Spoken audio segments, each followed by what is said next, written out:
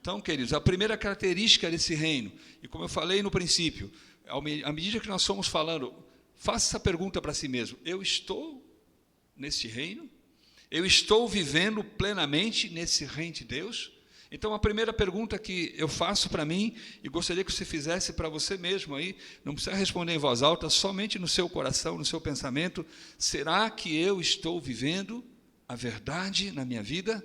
Será que eu estou vivendo de uma forma fiel, honesta, com meus compromissos, com Deus, com o próximo, com o meu trabalho, com as pessoas com quem eu tenho algum relacionamento? Será que você também tem vivido assim? Praticando a verdade, vivendo a verdade, sendo fiel aos seus compromissos? Então, essa é uma das primeiras características que a palavra de Deus nos mostra, né? Que nós precisamos exercitar e viver em nossa vida, né? A verdade, a verdade. O Senhor Jesus é a plena expressão da verdade, né? Ele é chamado na Bíblia a verdade. Ele é a verdade. Por que que Jesus é a verdade? Porque ele não apenas pregou a verdade, mas ele viveu plenamente a verdade. Em Jesus nunca houve mentira, nunca houve engano, nunca houve falsidade. Jesus viveu todos os dias da sua vida plenamente a verdade. Diferente de nós, que às vezes, né, falhamos, às vezes erramos, e depois precisamos nos arrepender e voltar à posição e ao caminho correto. Mas Jesus não, ele viveu totalmente a verdade. Então, o nosso modelo é Jesus. Você ama Jesus? Eu creio que todos aqui amam Jesus. E uma forma de demonstrar esse amor para Jesus é nós praticarmos aquilo que ele ensinou. E ele ensinou a verdade. E nós precisamos praticar a verdade. Deixe-me falar uma coisa. A mentira, queridos, é como um vício. Se você, por exemplo, acostuma a começar a jogar, né? Hoje tem jogo no celular, tem jogo na internet. Se você começar, por brincadeira, começar a jogar, e criança é um perigo muito sério, né? Nossos pais precisam vigiar muito, porque as crianças às vezes começam com aqueles joguinhos, depois não conseguem parar mais. E quando o pai e a mãe falam para parar, eles brigam, ficam chorando, ficam bravos, não querem parar, porque vicia, né? Então, jogo vicia. Eu quero dizer para você que mentira também vicia. Há pessoas que se acostumam a mentir, e acostumam tanto a mentir, que elas começam a acreditar na própria mentira que elas contam. Elas falam a mentira como se fosse verdade. Então, nós precisamos tomar cuidado, queridos. Se você pertence ao reino de Deus, você não pode estar viciado na mentira. Você precisa falar a verdade. Você precisa ser transparente e sincero com Deus, em primeiro lugar, e com o próximo. Quanta gente por aí que vive enganando os outros. Quanta gente por aí que às vezes está tentando enganar a Deus, achando que pode. Não pode. Os outros nós conseguimos enganar, mas a Deus jamais. Ele conhece. Então, amados, se nós queremos pertencer a esse reino tão maravilhoso que é o reino de Deus, nós precisamos desistir da mentira, desistir do engano, desistir da falsidade e viver a verdade. Ainda que custe caro, ainda que doa bastante, se você quer fazer parte do reino, você precisa abandonar a prática da mentira. Essa é a primeira característica que aparece aqui no reino.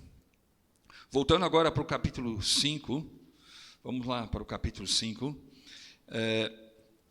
Aqui no versículo 2, fala assim: nisto conhecemos que amamos os filhos de Deus, quando amamos a Deus e praticamos os seus mandamentos. A segunda característica que esse texto nos mostra sobre o reino de Deus é um reino onde existe o amor. É um reino onde nós precisamos amar uns aos outros. amar ao nosso próximo, amar as pessoas com quem nós encontramos na rua.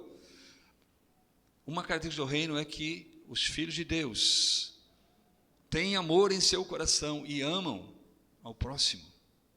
Quem é o teu próximo? Uma vez alguém perguntou para Jesus, mas Senhor, quem é o meu próximo?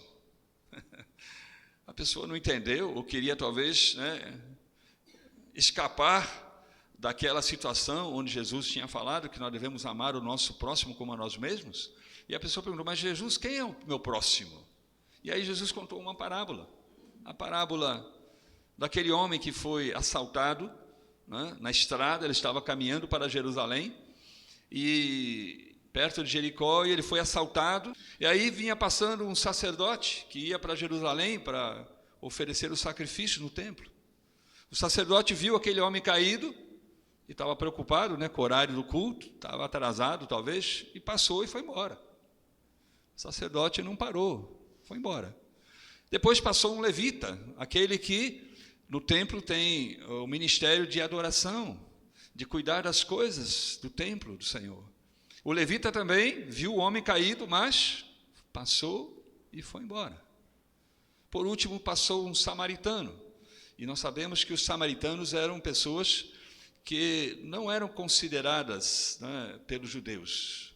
Os samaritanos eram aqueles descendentes de judeus que haviam se casado com outras pessoas de outras nações, e era uma raça miscigenada, como nós brasileiros aqui.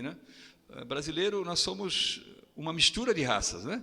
Eu nem sei descendente do que eu sou, talvez português, talvez índio, sei lá, quem é que sabe? Nós brasileiros somos assim. Então, o samaritano era assim, ele não era um judeu que tinha cumprido a lei de Moisés, porque na lei de Moisés o judeu só pode casar com outra pessoa que também seja da tribo de Israel. Não pode casar com pessoas de outras nações.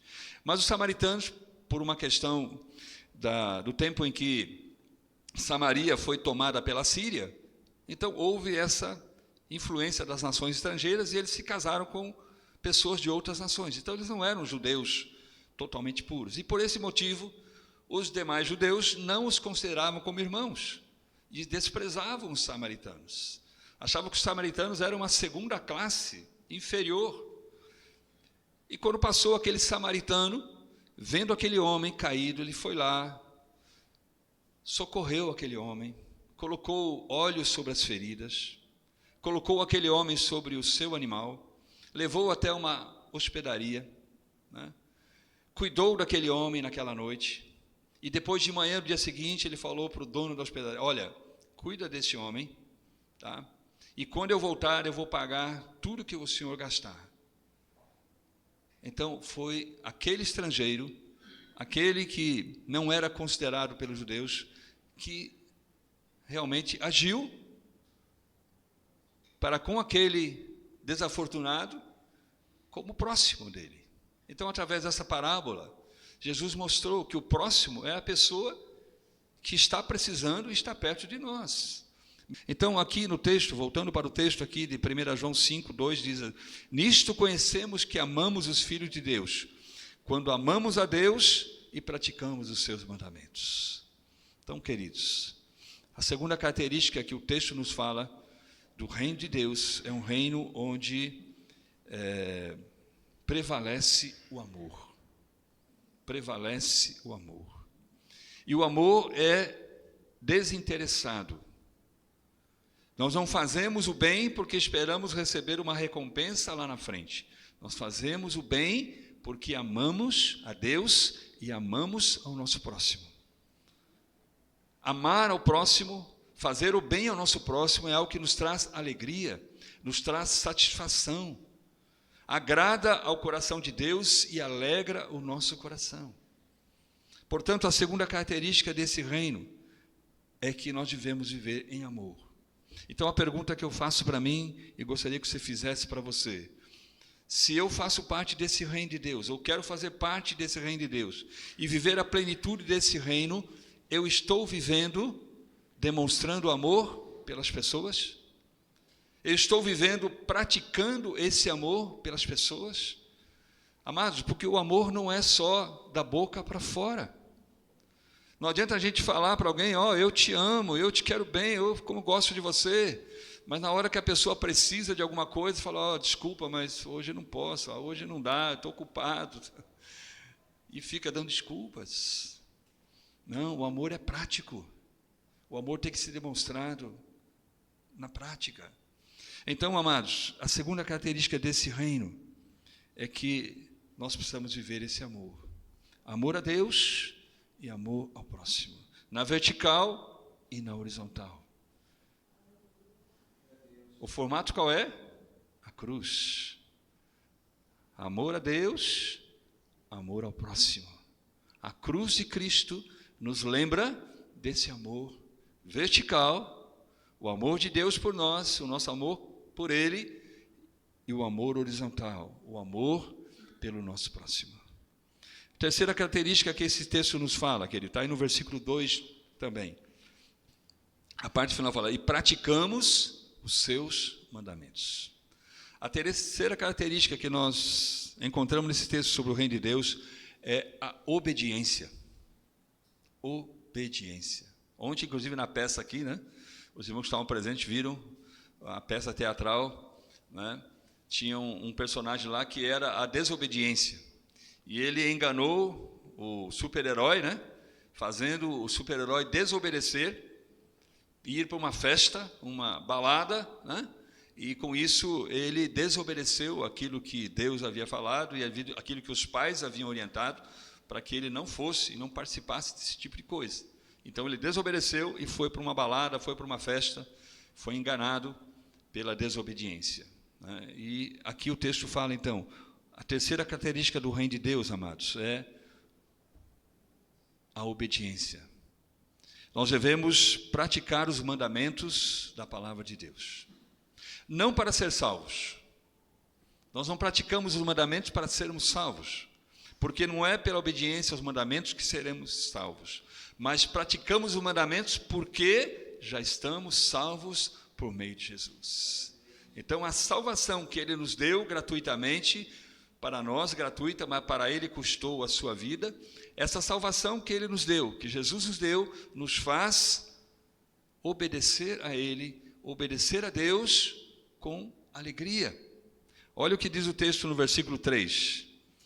Porque este é o amor de Deus, que guardemos os seus mandamentos. Então, você ama a Deus? Eu amo a Deus? Se eu amo a Deus, a prova de que eu amo é se eu guardo os mandamentos. Você ama a Deus? Se você ama a Deus, você deve provar isso guardando os mandamentos. É muito fácil falar que ama a Deus. Qualquer pessoa que você perguntar aí, você ama a Deus? Sim, eu amo a Deus. Mas você pratica os mandamentos? Eu pratico os mandamentos?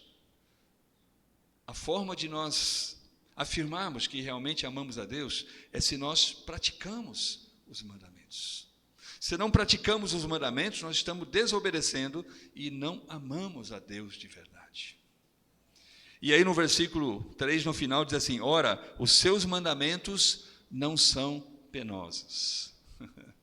Eu queria fazer uma pausa aí agora nessa parte. Os seus mandamentos não são penosos. Como é que você acha, meu irmão? Responda aí no seu coração, na sua mente. É difícil?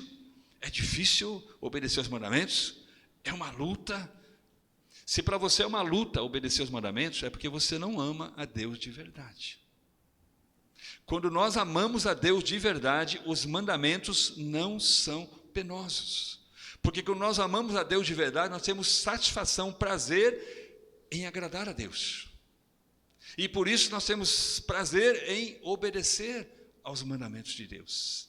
Porque nós entendemos que Ele nos ama e os mandamentos não são para tornar a nossa vida difícil, mas os mandamentos são para nos abençoar, para aumentar a nossa comunhão com Ele e para que nós tenhamos ainda mais força, mais poder em nós para vencer as lutas, vencer as tentações.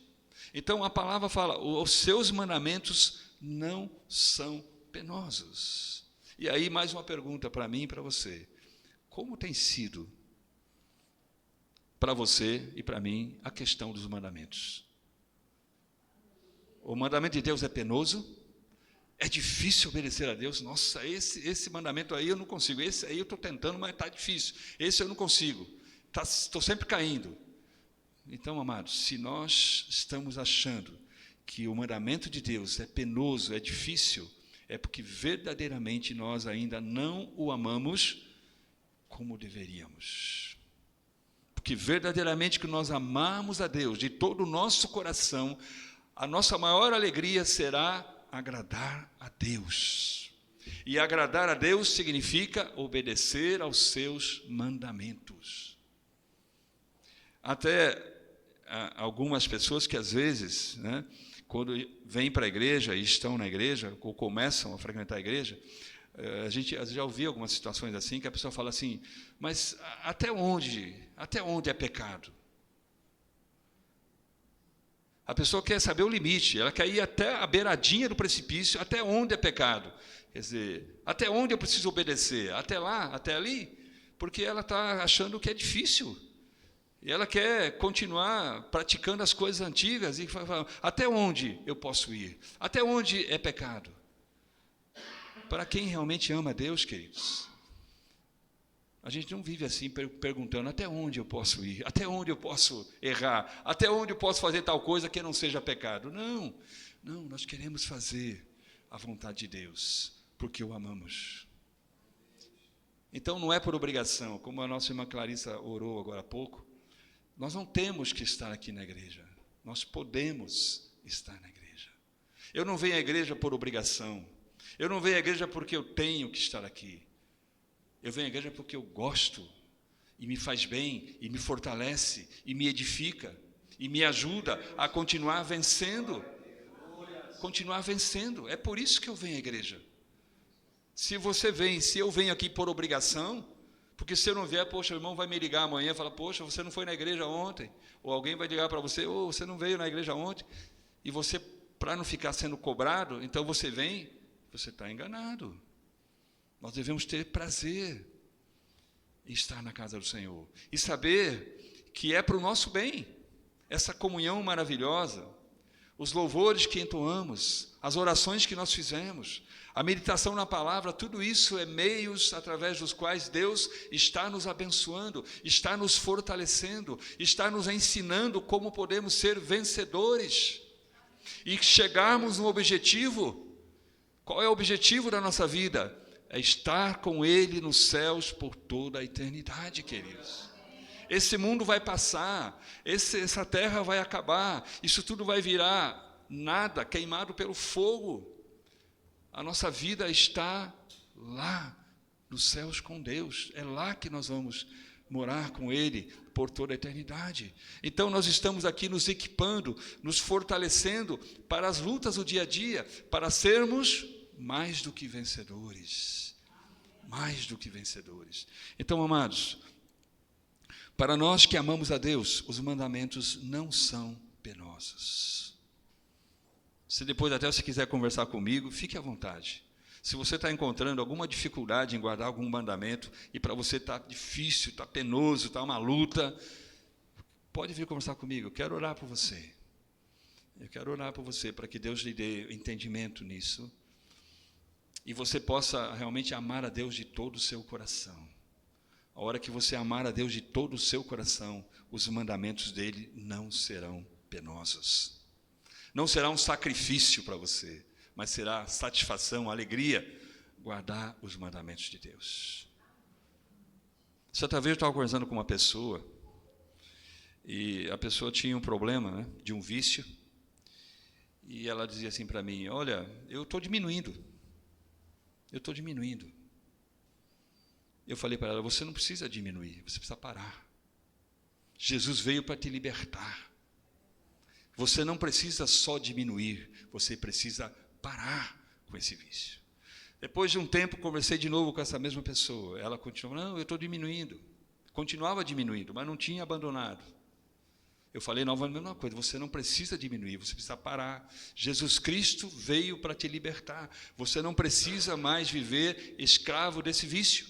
E assim foi por 3, 4, 5 vezes, e sempre foi a mesma expressão. Eu estou diminuindo. Essa semana eu fiquei 3 dias ou 4 dias. E eu falei a mesma coisa. Se Jesus Cristo é o Senhor da tua vida, você não precisa mais desse vício. Jesus é suficiente, Jesus é tudo para você, como também nós cantamos aqui, Jesus, eu preciso de ti, o Senhor é tudo para mim. E se Jesus é tudo para mim, eu não preciso viver escravizado por nenhum tipo de vício. Nenhum tipo de vício. O reino de Deus é liberdade, é libertação. Jesus veio para nos libertar de tudo aquilo que nos prendia, e nele nós temos poder, força para sermos libertos e vencer qualquer tipo de vício. Qualquer tipo de vício, nele podemos vencer. Se eu nasci de novo, se você nasceu de novo em Jesus, querido, você tem poder nele para vencer todo tipo de vício e não precisa mais estar escravizado de nenhum vício. E queridos, e para terminar, eu queria agora avançar para o versículo 8 aí do texto. Versículo 8 fala assim: e 3 são os que testificam na terra: o Espírito, a água e o sangue. E os 3 são unânimes num só propósito. Vamos entender esse versículo. E 3 são os que testificam na terra: o Espírito, com letra maiúscula, falando do Espírito Santo, a água e o sangue. E os 3 são unânimes num só propósito. Quer dizer, eles testemunham que Jesus é o Filho de Deus e que Jesus veio para nos salvar. É isso que o texto está falando. Então, o que significa isso? O Espírito. A primeira coisa que precisamos entender é o seguinte: quando o anjo Gabriel apareceu a Maria, lá em Lucas capítulo 1, depois se você quiser ler, está lá em Lucas capítulo 1, de 26 a 35, o anjo Gabriel falou para Maria: o Espírito Santo virá sobre ti, a sombra do Altíssimo te envolverá, e você conceberá e dará à luz um filho, que será chamado Filho do Altíssimo. Então, Jesus Cristo, o Senhor, ele foi concebido por obra do Espírito Santo, que veio sobre Maria. Ela não tinha relação com homem nenhum, ela estava noiva de José, ia casar com José, mas ela não tinha relacionamento sexual nem com José, nem com nenhum outro homem, ela era virgem, mas ela concebeu por ação do Espírito Santo. Então Jesus nasceu de uma virgem, Jesus nasceu por obra do Espírito Santo. É isso que o texto está falando. Há 3 que testificam na terra: o Espírito. Então, Jesus foi gerado em Maria pelo poder do Espírito Santo. Depois, quando Jesus já estava adulto, ele foi até João Batista, que estava batizando, né? E ele foi batizado nas águas do Rio Jordão. E a Bíblia diz que quando ele foi batizado e saiu da água, o céu se abriu e uma pomba pousou sobre ele. O Espírito Santo, na forma corpórea de uma pomba, pousou sobre Jesus, né? E ele ficou cheio do Espírito Santo. E durante toda a vida de Jesus, nós vemos na Bíblia que ele foi guiado pelo Espírito, foi conduzido pelo Espírito, e todo o poder que ele tinha vinha do Espírito Santo.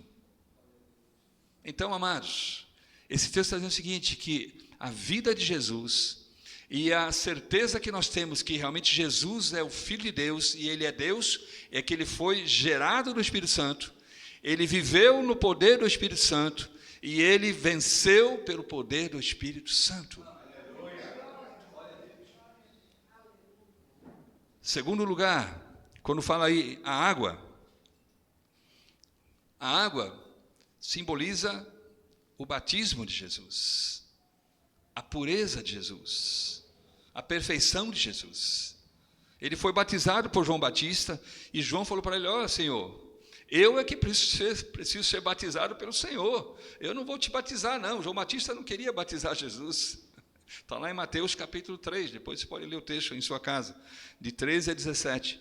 João Batista falou: não, eu que preciso ser batizado pelo Senhor. Mas Jesus falou: deixa por enquanto, porque nos convém cumprir toda a justiça. E aí João concordou e batizou Jesus. Jesus foi batizado nas águas do Rio Jordão. Jesus não precisava ser batizado, ele não tinha pecado. Mas ele se batizou para quê? Para ser o modelo de todos aqueles que viriam a crer nele. Assim como ele se batizou nas águas, simbolizando a purificação dos pecados, também nós, quando cremos, precisamos ser batizados para simbolizar essa purificação que nos foi dada por meio da salvação em Jesus. Então, quando fala que são 3 que testificam na terra, o primeiro é o Espírito, o segundo é a água, que simboliza, então, essa purificação dos nossos pecados. E o terceiro é o sangue. Por que o sangue? Porque o sangue, ele fala da morte de Jesus, do sacrifício de Jesus por nós. Ele se entregou, ele foi crucificado, e quando ele foi crucificado, o seu sangue derramou-se sobre a cruz. Ele já tinha sido açoitado, então ele já estava sangrando pelos açoites. Aí depois ele foi pregado na cruz. Então, suas mãos foram vazadas, os seus pés foram vazados pelos cravos, e ele ficou ali 6 horas pregado naquela cruz, e o sangue escorrendo, e o sangue escorrendo. O sangue significa vida. Jesus deu a sua vida por mim e por você, ao derramar o sangue ali na cruz. E quando fala aqui que o terceiro que testifica de Jesus, que ele é o Filho de Deus, é que ele derramou o seu sangue, ele deu a sua vida por você e por mim. Então o sangue testifica que Jesus Cristo, o Filho de Deus, ele se entregou por mim e por você para nos salvar. Ele derramou o seu sangue para nos transportar do reino das trevas, onde nós estávamos, para o seu reino, o reino da luz. Então, amados, quando eu continuo praticando o que está errado, quando eu continuo praticando a mentira, quando eu continuo praticando algum vício, eu estou desonrando esse sangue que Jesus derramou por mim. Eu fui salvo pelo sangue, você foi salvo pelo sangue de Jesus. E por você amar a Jesus e ter a noção, o entendimento de quanto foi o preço alto que Ele pagou para salvar a tua vida, você deve amá-lo, você deve obedecê-lo e não ficar mais sujeito ao vício, não ficar mais sujeito ao pecado, porque isso custou o sangue de Jesus. E é por meio do sangue que Ele te liberta, é por meio do sangue que Ele me liberta para vivermos agora plenamente no reino de Deus. Não podemos mais ficar com um pé no reino de Deus e um pé no reino das trevas. Não dá. Não dá para viver assim. Ou nós estamos em um ou estamos no outro. Nós agora somos chamados a viver plenamente no reino de Deus. Então, amados, o sangue, então, é o que testifica que Jesus Cristo realmente entregou sua vida para nos salvar. Então, o Espírito, Jesus foi gerado pelo Espírito, viveu pelo poder do Espírito, foi vitorioso pelo poder do Espírito Santo. E o mesmo Espírito Santo é que Ele dá a nós, quando nós cremos nele. E é o Espírito Santo que vive em nós, que nos fortalece, que nos orienta e que nos ajuda a vencer o pecado, a vencer as tentações, a vencer os vícios. É o Espírito Santo que fala comigo, que fala com você, isso está errado, você não devia fazer isso. É o Espírito Santo que testifica no nosso coração quando nós fazemos algo que não agrada a Deus. E para terminar, queridos, então, da mesma forma como Jesus foi gerado pelo Espírito Santo, viveu pelo poder do Espírito Santo e foi vitorioso ao final, porque ele estava andando no poder do Espírito Santo, da mesma forma, queridos, para que nós sejamos vitoriosos, nós precisamos andar no Espírito. Quando nascemos de novo, o Senhor nos deu o Espírito Santo para habitar em nosso coração. Nós devemos viver a nossa vida no poder do Espírito Santo, até o final, porque é o Espírito Santo que vai nos dar força e vai nos garantir vitória sobre todas as lutas, sobre todas as tentações, sobre todos os vícios que tentam nos prender. É o Espírito Santo. Aleluia, aleluia. Jesus Cristo subiu ao céu, está à direita do Pai. Quem é que está presente hoje na igreja? É o Espírito Santo. É Ele que pode nos dar vitória. É Ele que pode dar vitória na tua vida. E é Ele que testifica que Jesus Cristo é o Salvador, é aquele que veio para te salvar. Então, queridos, que Deus possa nos abençoar e nós possamos entender as características do reino de Deus. Verdade, Amar a Deus, amor é a segunda característica do reino, obediência, né? E andar e viver no Espírito Santo de Deus. Se eu sou do reino de Deus, eu preciso andar no poder do Espírito Santo.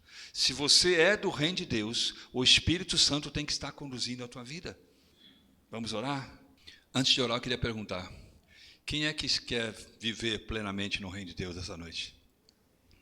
Levante a sua mão. Quem é que quer viver plenamente no reino de Deus? Glória a Deus. Glória a Deus. Vamos orar então. Pai, muito obrigado, Senhor. Muito obrigado por esse plano tão maravilhoso que o Senhor elaborou e realizou por meio de Jesus e por meio do Teu Espírito Santo, Senhor. Muito obrigado, Senhor, porque o Teu reino é o reino da verdade, o Teu reino é o reino do amor, o Teu reino é o reino da obediência aos Teus mandamentos, Senhor. E por meio do Teu Espírito Santo nós aprendemos, Senhor, que quando nós Te amamos de verdade, os Teus mandamentos não são penosos, não são difíceis nem impossíveis de serem cumpridos, ó Pai. E nessa noite, Pai, nós rogamos a Ti que o Senhor possa derramar desse Teu Espírito Santo sobre nossas vidas, Pai. Mas Ele foi vitorioso por meio do Teu Espírito Santo, Pai, que estava nele e com Ele. Da mesma forma, Pai, nós rogamos para que o Teu Espírito Santo possa estar em nós e estar conosco, nos dando força para enfrentar e vencer tudo aquilo que tenta nos derrubar, Pai. Pelo poder do nome de Jesus agora, Pai, eu clamo a Ti para que o Senhor possa abençoar cada vida que aqui está, cada pessoa, Pai, que entendeu esta palavra e deseja viver plenamente no Teu reino, desfrutar do Teu amor, desfrutar da Tua verdade, desfrutar, Senhor, da presença e do poder do Teu Espírito Santo sobre a sua vida, Pai. Ó Pai, abençoa cada vida, o Senhor conhece cada coração. O Senhor sabe aqueles que hoje, quem sabe, estão mais debilitados, mais necessitados. Ó Pai, renova essa vida agora. Restaura essa vida, Senhor. Enche com o poder do Teu Espírito Santo esse coração. Ó Pai, para que ela possa, Senhor, desfrutar da vitória por meio do Teu Espírito Santo, Senhor. Ó Pai, abençoa cada vida que aqui está, Senhor. Abençoa-nos como Tua igreja, para que nós possamos, Senhor, ser vitoriosos nesta vida, neste mundo, porque nós temos um objetivo, ó Pai, de ir morar contigo nos céus por toda a eternidade. Te louvamos por Jesus, Teu Filho amado, que se entregou por nós, pelo Seu sangue derramado ali na cruz por nós, Pai. Obrigado pelo perdão dos nossos pecados. Obrigado porque Jesus nos torna mais alvos do que a neve, Senhor. Aleluia. Obrigado, Senhor. Nós oramos em nome de Jesus. Amém. Amém. E a graça de nosso Senhor Jesus, o amor de Deus, nosso Pai Todo-Poderoso, e a comunhão, a consolação e o poder do Espírito Santo do Senhor seja derramado sobre a tua vida, sobre a tua casa, sobre a tua família e também sobre todo o povo de Deus em toda a face da terra, hoje e para sempre. Amém.